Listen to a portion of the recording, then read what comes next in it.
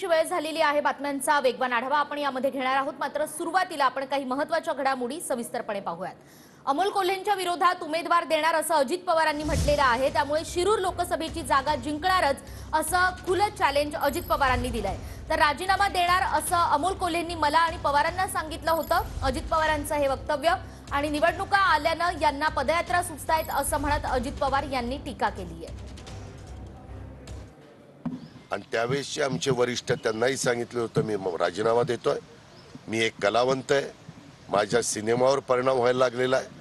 मी काढलेला एक सिनेमा तर अजिबात शिवाजी महाराजांच्यावर असला तर ते चालला नाही आणि माझ्या एकंदरीत प्रपंचावर ह्याच्यावर आर्थिक गोष्टीवर ह्याचा परिणाम होता, अशाही गोष्टी त्यांनी सांगितलेल्या होत्या।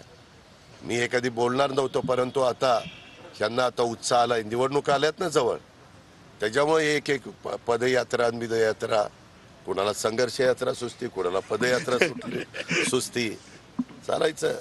लोकशाही आहे, लोकशाहीमध्ये प्रत्येकाला आपली आपली भूमिका मांडायचा अधिकार आहे। काळजीच करू नको, इथं दिलेला उमेदवार मी आज तुला सांगतो की निवडूनच आणून दाखव।